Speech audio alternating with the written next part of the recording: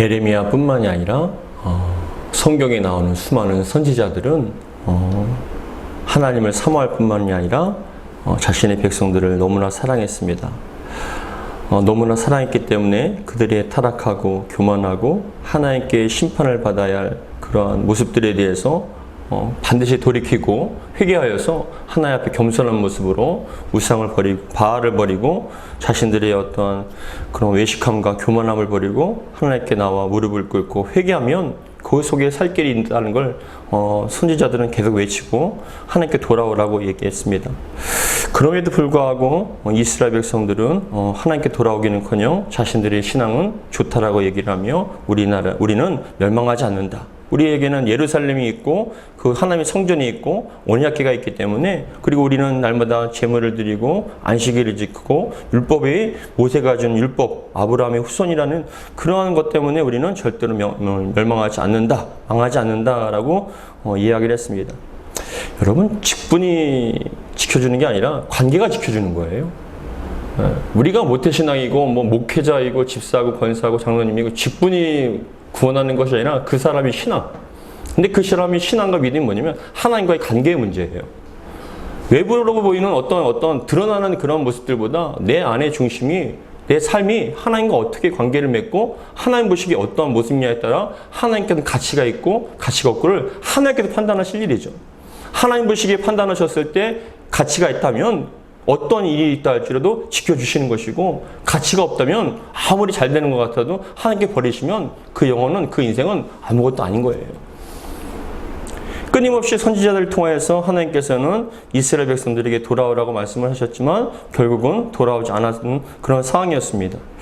근데 오늘은 예레미야가 굉장히 좀 충격을 받은 그런 구절이에요. 굉장히 큰 충격을 받았습니다. 그래서 하나님 앞에 정신이 잃어버리고 너무나 큰 충격을 받아서 뭐라고 말을 해야 할지 못하는 그런 상황에 지금 처해 있는 상황이 바로 오늘 본문의 말씀이에요. 왜 그러냐면은 자신의 민족이 자기를 죽이려고 했다는 거예요. 자신의 민족이 자기를 죽이려고 했다는 거예요. 다른 사람도 아니고 이방인도 아니고 자신을 죽이려고 했던 사람들이, 특별히 자기 동네 사람들, 고향 사람들이 자신을 죽이려고 한다는 그 계획에 충격을 받았어요. 왜냐하면 예레미야는 하나님의 마음으로 그들에게 살리려고, 그들이 잘되게 하기 위해서 정말 그들을 사랑하는 마음으로 하나님의 말씀을 선포했지만 그들은 예레미야의 말에 오해하게 되었고, 그 예레미야를 자신의 어떤 치부를 드러내는, 그 죄악을 드러내는 그런 말씀을 견디다 못해서 마치 스데반이 복음을 전했을 때 그것을 듣고 이를 갈며 죽이는 것처럼 그 예레미야를 죽이려고 했다는 그 사실에 예레미야는 충격을 받은 거예요. 근데 좀 더 깊이 생각해 보면 전 그런 것 같아요. 여러분, 저는 항상 선지서를 읽고 성경을 읽다가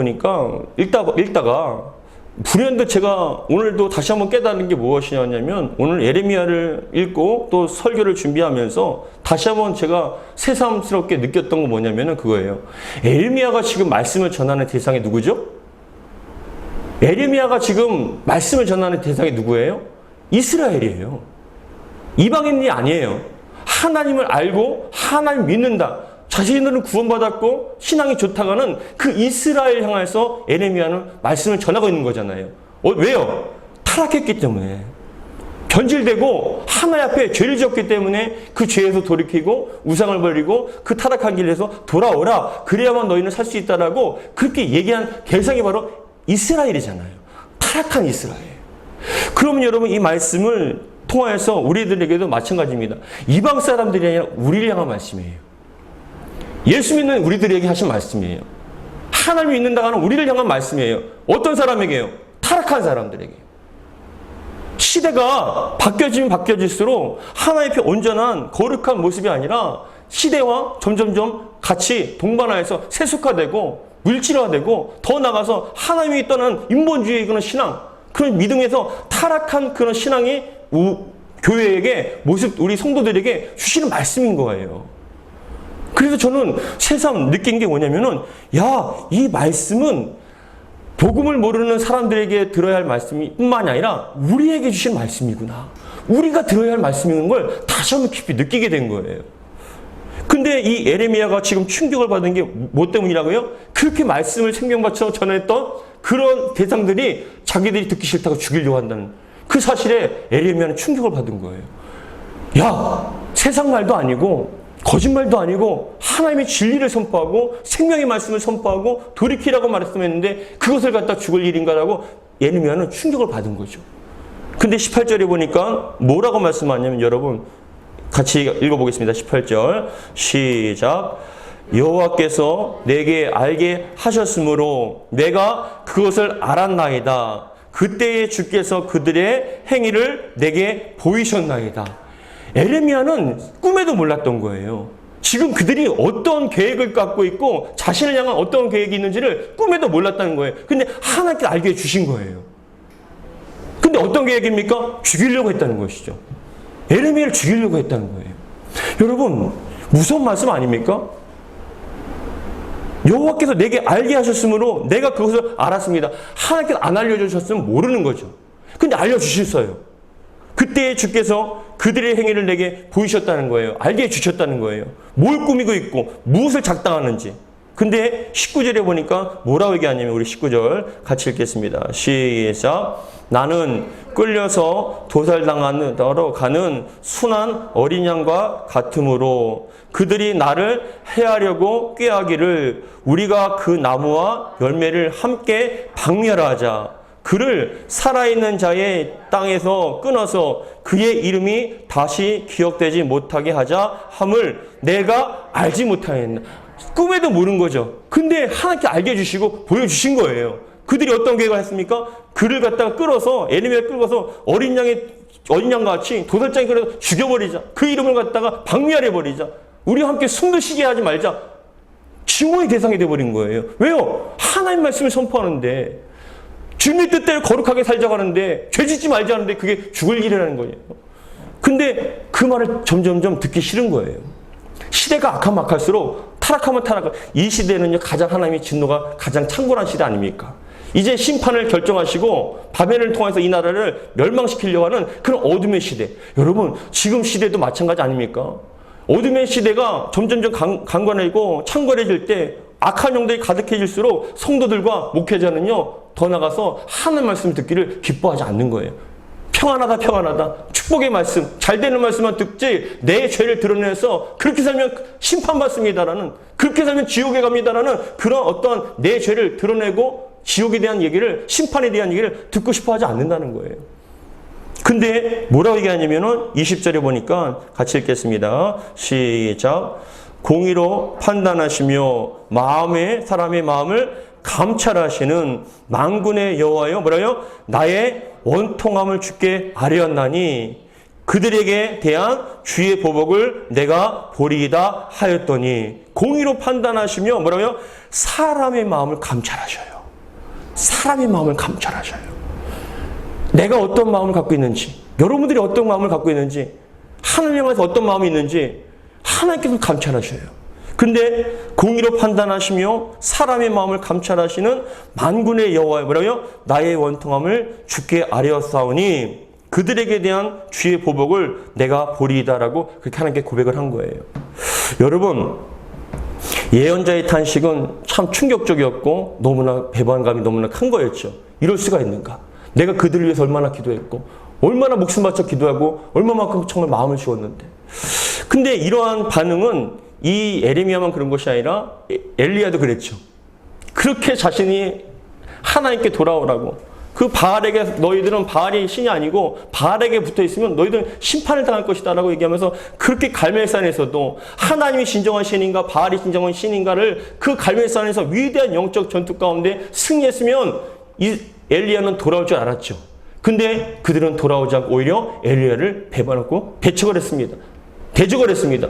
그래서 엘리야는 너무나 낙심해서 돌아갔습니다. 수많은 이런 에레미야뿐만이 아니라 엘리야뿐만이 아니라 수많은 사람들이 그렇습니다. 선지자들은 다 그에 대한 배반감과 배신감, 충격을 받아서 힘을 못 치는 거예요. 제 주변에도 정말 성실하게 최선을 다해서 성도님을 위해서 기도하는 분들이 참 많으셔요. 제 선배 목사님, 이제 은퇴하신 분도 계시고, 은퇴 직전에 계신 분들 계시고, 비록 제가 나이는 어리지만 그 선배 목사님들을 제가 잘 교제하고 있기 때문에 알고 있습니다. 참 많은 일들이 있어요. 참 많은 일들이 있어요. 어떤 목사님은 그 목사님이 교회를 건축하시기 위해서 자신의 집을 팔고 갖고 있는 땅을 팔아서 교회를 건축하셨어요. 누구 하나 돌보지도 않았지만 그 목사님이 거의 정말 헌신하시고 대출을 받아서 교회를 건축을 했는데, 근데 직분자들과 안수 집사님과 장로님들과 어떤 회의를 하시는데 그 중에 어떤 안수 집사님이 그랬대요. 책상을 꽝 두들기면서 그 목사님한테 월급이나 받고 고마운 줄 알고 가만히 있으라고. 월급 받고 있으면 고마운 줄 알고 가만히 있으라고 얘기를 하고 확 문을 닫고 나가버리더래요. 그러니까 이 목사님이 충격을 받으셔갖고, 근데 그렇게 얘기하신 그분이 사업에 망해서 거의 죽게 되고 파탄 직전에 있던 분을 그 목사님이 쫓아다니면서 해결해주고 기도해주고 살려놨던 그런 가정과 그런 직분자였어요. 근데 그분이 앞장서서 그 목사님을 갖다가 대적을 하고 가만히 입 다물고 있으라고. 근데 이분이 충격을 받아서 헤어나지 못해요. 내가 거의 30년 가까이 목회를 했는데 내가 이러려고 목회를 했나라고 지금도 헤어나지 못하세요. 충격을 받았어. 어떤 목사님은 이제 은퇴가 많이 남으셨는데도 불구하고 정말로 새벽마다 성도들 위해서 기도를 많이 했던, 교회도 나름대로 한 700명 정도 되는 그런 건강한 교회였는데, 그 교회 직분자들이 앞장서서 그 목사님을 조기은퇴 시킨 거예요. 조기은퇴 시켰어요. 근데 그렇게 앞장서셨던 분들이 그 목사님이 힘들 때 이혼하려고 하고 사업이 망해서 다 죽어가는 그런 분들을 갖다가 매일같이 기도하고 찾아가서 해결해주고 그랬던 분들인데, 그분들이 앞장서서 또 그 목사님을 조기은퇴 시켜버렸어요. 목회에 대한 충격을 받는 분들이 너무나 많아요. 근데 여러분, 어떤 분들도 그렇게 얘기합니다. 왜 우리 교회는 부흥이 안 되나? 왜 우리 교회는 이런 게 부족한가? 우리 교회는 왜 작은가? 근데 여러분, 잘 생각해 보세요. 교회가 작아서 부흥이 안 돼서 그런 게 아니에요. 그런 분들은 교회가 잘 지어져 있고요, 몇백 명, 몇천 명 되는 교회도 그런 일들이 많이 나타나요. 왜 그런지 아세요? 교회가 부흥이 안 돼서요? 아니요. 교회가 작아서요? 아니요. 교회가 건물이 없어서요? 아니요. 뭐냐면은 자기들이 마음대로 안 되니까 그런 거예요. 자기들이 마음대로, 자기들이 주인 행세하고 자기들이 말을 들어야 되는데 목회자가 자기들이 말을 듣지 않으니까 그렇게 얘기해버리는 거예요. 여러분들이 잘못했다는 게 아니에요. 점점 시대가 악할수록 그 목숨을 걸고 그 영혼을 위해서 정말 끊임없이 기도하는 그 목회자를 아무것도 아닌 것처럼 오히려 그 말을 전하는 그 목회자를 향해서 험담하고 음해하고 쫓아내려고 하는 그 모습 가운데 여러분, 하나님께서 그것을 축복하시겠습니까? 입술로 범죄하지 않고 교회가 부족하다면, 목회자가 부족하다면 정말 함께 기도하고, 저 역시도 여러분 무슨 말을 듣건 간에 어떤 상황이든 간에 여러분들이 잘 되건 안 되건 상관없어요. 저는 여러분들 위해서 정말 간절한 마음으로 늘 기도합니다. 제가 잘났다는 게 아니라 그 목회자의 사명이기 때문에 그래요. 왜요? 양들을 사랑해, 나에게 맡겨주신 양은 천하보다 귀하기 때문에 목숨 바쳐야 돼요. 이건 모든 목회자의 공통적인 생각일 겁니다. 근데 충격을 받은 거예요. 어떻게 그분이 그럴 수 있을까? 어떻게 그분이 그런 말을 할 수 있을까? 목회에 대한 어떤 그런 목회에 대한 비전과 목회에 대한 어떤 활력과 어떤 그 기반이 다 무너져 버린 분이 제 주변에 참 많아요. 그래서 지금도 우울증에서 헤어나지 못하는 목사님들이 참 많아요. 교회가 작아서요? 부흥이 안 돼서요? 아니요. 몇백 명, 몇천 명 정말 그렇게 건강한 교회도 자기들이 마음에 안 들면, 자기들이 말을 듣지 않으면 그 목사님은 적인 거예요. 여러분, 목회자가 적입니까? 하나님 말씀을 전하고 양들을 사랑해서 정말 이끌어가는 그런 사명자인데, 근데 이 에레미야가 충격을 받았습니다. 하나님께서 안 알려주셨으면 모르고 당한 거예요. 근데 이 에레미야가 너무나 기가 막혀갖고 자기가 그렇게 눈물을 흘리며 매일같이 기도했던 그 그리고 생명의 말씀으로 당신들 돌아오라고 그렇게 얘기했는데 그 사람들은 기껏 돌아온 게 뭐예요? 저들은 죽이자. 우리와 같은 땅에 있게 하지 말자. 쫓아내고 죽여버리자라고 얘기한 거예요. 마치 내가 몰랐으면 도살장에 아무것도 모르고 끌려가다가 그 도살장에 끌려가서 그냥 죽임을 당하는 그런 것처럼 자기도 그렇게 당할 뻔했다고 얘기를 하면서 이 예레미야가 21절에 보니까 20절에 보니까 공의로 판단하시며 사람의 마음을 감찰하시는 만군의 여호와여 나의 원통함을 죽게 하리었사오니 그들에게 대한 주의 보복을 내가 보리이다. 무서운 기도죠. 내가 보겠습니다. 하나님. 그들이 어떻게 되는지 보겠습니다. 딱 얘기를 한 거예요. 그러니까 21절에 하나님께서 뭐라고 응답을 해주시냐면 21절 같이 읽겠습니다. 시작. 여호와께서 아나도 사람들에게 대하여 아나도 사람들은 고향 사람이에요. 예레미야가 아나도 출신이거든요.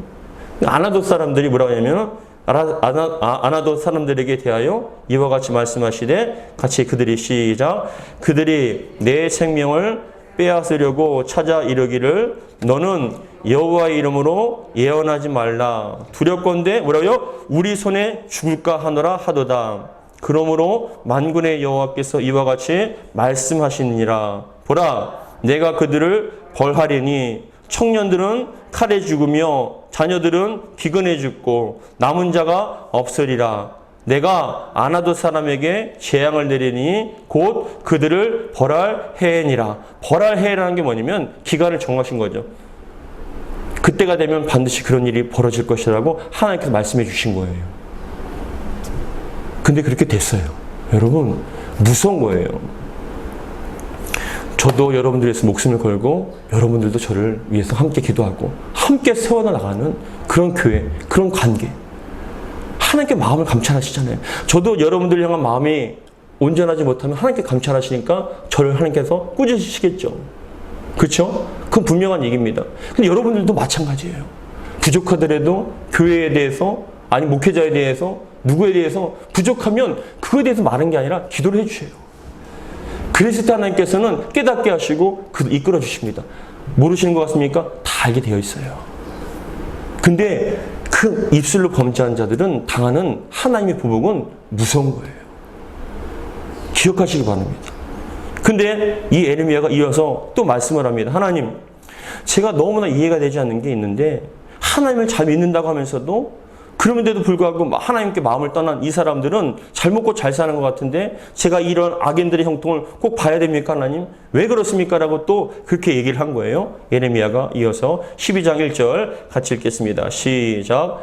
여호와여 내가 주와 변론할 때에는 주께서 의로우시니이다. 그러나 내가 주께 질문하옵나니 악한 자의 길이 형통하며 반역한 자가 다 평안함은 무슨 까닭이니까? 주께서 그들을 심으심으로 그들이 뿌리가 박히고 장성하여 열매를 맺었거늘 그들의 입은 주께 가까우나 그래요? 그들의 마음은 머니이다.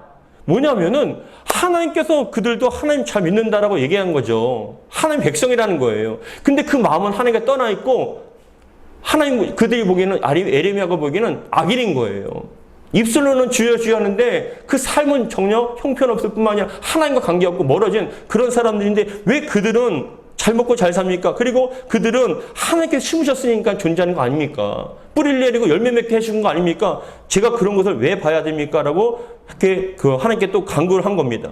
그래서 3절에 보시면 같이 읽겠습니다. 시작. 여호와여 주께서 나를 아시고 나를 보시며 내 마음이 주를 향하여 어떠함을 감찰하시오니 양을 잡으려고 끌어낸과 같이 그들을 끌어내시되 죽일 날을 위하여 그들을 구별하옵소서. 언제까지 이 땅이 슬퍼하며 온 지방의 채소가 마르리까? 짐승과 새끼들도 멸절하게 되었사오니 이는 이 땅 주민이 악하여 스스로 말하기를 그가 우리의 나중을 보지 못하리라 함이니이다. 그러니까 억울한 거죠. 지금 한번 터지니까 계속 터지는 거예요. 하나님 그런 충격을 받으니까는 어떻게 고향에 있는 같은 민족이 그럴 수 있는 거라고 충격을 받으니까 하나님께 또 하나님께 질문하는 거예요. 하나님 이럴 수 있습니까? 그들이 왜 그렇게 그들을 하나님께서 살게 하시고 존재하셨기 때문에, 심으셨기 때문에, 근데 그들이 열매를 맺고 평안하면 어찌된 일입니까? 하나님 보복하지 않겠습니까? 그들을 가만 놔두시겠습니까? 라고 그렇게 얘기하니까는 하나님께서 또 뭐라고 말씀하신지 아세요? 지나치다는 거예요.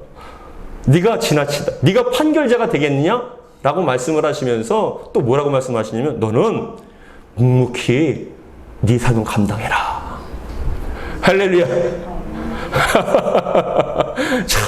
참 대단하시죠, 하나님께서는요. 알게 해주셔서 피하게 할 땐 또 언제이고, 또 그거에 대해서 하나님 보복해달라니까 또 보복해 주신다고 얘기했는데, 때가 되면 반드시 내가 그것을 보복하겠다 했는데, 또 에레미야가 좀 지나시니까, 선을 넘으니까, 하나님 언제까지 제가 봐야 됩니까? 악인의 형통을 꼭 봐야 됩니까? 가만 놔두시겠습니까? 라고 얘기하니까 하나님께서 뭐라고 말씀하시냐면은, 너는 네 일을 감당하고 그런 것에 대해서 시험 들지 말아라. 네가 감당해야 할 것은 감당하고 묵묵히 가라 라고 말씀해 주시는 거예요. 우리 5절 같이 읽겠습니다. 시작. 만일 내가 보행자와 함께 달려도 피곤하면 어찌 능히 말과 경주하겠느냐. 내가 평안한 땅에서 무사하려니와 요단강 물이 넘칠 때에는 어찌하겠느냐. 내 형제와 아버지의 집이라도 너를 속이며 내 뒤에서 크게 외치나니 그들이 내게 좋은 말을 할지라도 너는 뭐래요? 믿지 말지니라. 만일 네가 보행자와 함께 달려가도 피곤하다. 이게 징징대지 말라는 거예요. 불평하지 말라는 거예요. 하나님, 내가 꼭 이렇게 해서 목회를 해야 됩니까? 내가 이런 데도 불구하고 목회해야 됩니까? 이런 데서 내가 목회해야 됩니까? 이렇게 사람들이 날 갖다 죽이려고 하는데 내가 사역 감당해야 됩니까? 하나님 그래야 됩니까? 라고 그렇게 얘기할 수 있잖아요. 근데 하나님께서 뭐라고 얘기하십니까? 야, 너 요만한 일에도 그렇게 징징댈래? 더 큰 일이 다가오면 너 어떡할래? 더 어려운 일이 닥치면 너 어떡할래? 지금 감당 못하면 더 큰 일 어떻게 감당하려고 해? 뭐예요? 단단하시라는 거예요. 마음을 단단히 먹으라는 거예요.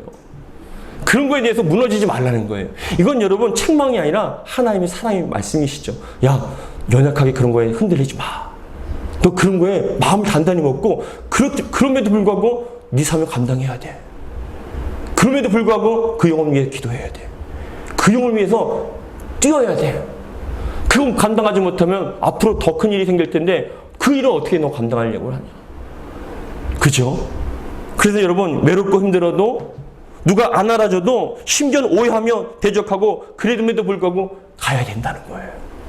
여러분 그럼에도 불구하고 가시기 바랍니다. 믿음의 길 가셔야 돼요. 외롭고 힘들어도 뻔히 나를 대적하고 나에 대해서 무슨 얘기를 하는 걸 알면도 그럼에도 불구하고 이겨내고 또 감당해야 돼요. 왜요? 하나님께서는 뭐예요? 더 큰 일을 감당하게 될 텐데 더 어려운 일이 닥칠 텐데 그때는 어떻게 하겠냐. 지금부터 이렇게 징징대면 지금부터 연약하고 힘들다 어렵다 못하겠다 하면 나중에 더 큰 일을 어떻게 감당하려고 하냐. 하나님께서 왜요? 이제 12장입니다. 앞으로 많은 장이 남아있어요. 많은 시간이 남아있어요. 더 어렵고 더 힘든 상황에 닥치게 될 겁니다. 동족이 자기를 죽인다고요? 아니요. 가정과 자식들과 가족이 죽일 수도 있다는 거예요. 하나님께서는. 이해가 되십니까? 외로워도 힘들어도 가야 된다는 거예요. 5절의 말씀 보니까 만일 내가 보행자와 함께 달려도 피곤하면 어찌 그래요? 능히 말과 경주하겠냐. 사람끼리 달려가는 것도 힘들다고 그렇게 하면은 말이랑 달려가서 경주해야 되는데 너 어떻게 그때 감당할래? 더 큰 일이 닥칠 텐데 너 어떻게 할래? 마음 단단히 먹어. 그런 것 때문에 낙심하지 마. 좌절하지 마. 마음 단단히 먹어. 힘을 내. 그 말씀하시는 거예요. 정신이 번뜩 나죠. 아이고 하나님 알았습니다. 열심히 달려가겠습니다.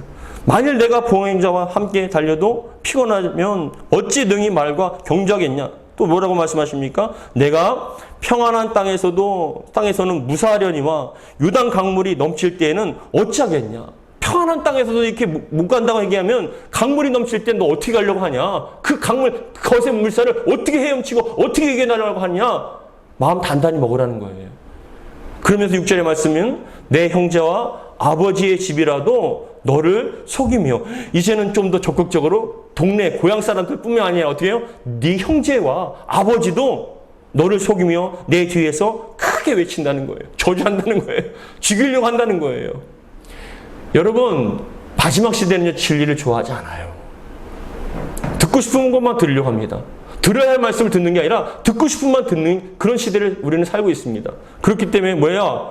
널 속이며 내 뒤에서 크게 외치나니 그들이 내게 좋은 말을 할지라도 너는 믿지 말지니라.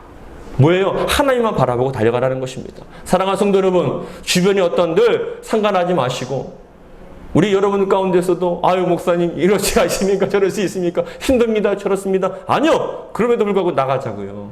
그럼에도 불구하고 여러분 쓰러진다 할지라도 여러분들은 쓰러지지 마세요. 정말 우울증에 가고 힘들고 어렵다 할지라도 포기하고 싶고 떠나고 싶다 할지라도 여러분 이겨내시기 바랍니다. 이것까지 못 견디면 마지막 때 7장 나올 때 나팔이 부러질 때 인장이 떨어질 때 어떻게 견디겠습니까? 지금부터 마음 단단히 잡으시고 더 힘든 어려운 시대 속에서도 끝까지 신앙과 믿음을 지켜나가기를 주의 이름으로 축복합니다. 그러나 중요한 것 하나님께서 알게 하십니다. 하나님께서는 감찰하시기 때문에 알게 해주셔요. 개배하게 하십니다. 모르는 것 같습니까? 압니다. 알면도 불구하고 다 삭히는 거예요. 왜요? 더 사랑해야 되니까. 내 양이니까. 여러분, 그게 바로 선지자의 마음이고 목회자의 마음입니다. 사랑하는 성도 여러분, 마지막 때가 가까울수록 다시 한번 말씀합니다. 교회가 어쨌건 상관없어요. 자기들이 주인 되고 싶은 거예요. 자기들이 마음대로 하고 안 되니까 그거에 대해서 불평하는 거예요. 그러나 교회는요, 주님께서 주인이셔야 돼요. 주님께서는 목회자를 주의 종으로 삼으셨습니다. 세우셨습니다. 그렇기 때문에 우리는 끝까지 함께 하나 되어서 협력하여 선을 이뤄서 악한 사단 마귀에게 이겨나가며 우리가 끝까지 믿음으로 승리하기를 주의 이름으로 축복합니다. 사랑하는 성도 여러분, 목회자도 주인이 아니고 여러분도 주인이 아니에요. 우리 주님이 주인이십니다. 몸된 주님의 교회에 함부로 입술로 범죄하지 마시고 정말 주님 앞에 온전한 마음으로 함께 기도하며 믿음으로 승리하는 저와 여러분 되기를 주의 이름으로 축복합니다.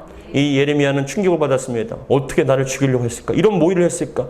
근데 하나님께서 다 알게 해주셨고 보여주셨습니다. 더 나아가서 예레미야가 하나님 이것을 내가 보겠습니까? 나의 원통함을 주님께서 아뢰었으니 하나님 보게 해주시겠습니까? 했을 때 하나님께서 약속해 주셨습니다. 여러분, 사랑하는 성도 여러분, 우리가 정말 주님 앞에 온전한 모습으로 믿음으로 승리하는, 그리고 더 나아가서 어떤 환경과 어떤 시험이 된다 할지라도 그럼에도 불구하고 우리는 외롭고 힘들어도 믿음으로 승리할 수 있는, 달려갈 수 있는 저와 여러분 되기를 주의 이름으로 축복합니다. 기도하겠습니다. 하나님 아버지 감사드립니다. 때로는 이런 환경 속에서 내가 이렇게 이런 꼴을 당하면서까지 내가 목회를 해야 되는가라는 그런 한탄을 하시는 목사님들이 참 많습니다. 저희들이 주변에도 참 그런 목사님 우울증에 걸리셔서 충격을 받으셔서 정말로 너무나 고통스럽게 쫓겨나시다시피 하는 그런 목사님들도 계십니다. 하나님, 정말 시대가 점점 힘들어지고 어려운 시대를 맞이하였습니다. 우리 사랑하는 성도들 정말 서로가 서로를 사랑하게 도와주시고, 목회자들은 더욱더 우리 사랑하는 성도님들을 사랑하고, 우리 사랑하는 성도님들은 더욱더 목회자를 사랑하여서 협력하여 선을 이룰 수 있도록 도와주옵소서. 하나님, 정말 우리 주님께서 교회의 머리가 되어주시고 참된 주인이 되어주셔서 사람이 주인이 안 됩니다. 우리 주님께서 주인이 되셔야 합니다. 우리 세임왕교회도 주님께서 주인이신 줄 믿습니다. 협력하여 선을 이루게 도와주시고 함께 이끌어 나갈 수 있는 저희들이 될 수 있도록 복의 복을 더하여 주옵소서. 그럼에도 불구하고 그럴지라도 정말 외롭고 힘들지 않지라도 우리는 견뎌내고 이겨나며, 지금 이 정도의 시험 어떻게 견뎌나가지 못하냐, 이 정도 갖고 너희가 힘들다 하면 어떡하겠냐, 더 큰 일을 당할 텐데 라고 말씀하십니다. 주여, 어떤 일을 만나는지 원망하고 불평하기 전에 먼저 정말 주님 바라보고 모든 걸 이겨나갈 수 있도록 도와주옵소서. 우리 주 예수 그리스도 이름으로 기도하옵나이다. 아멘.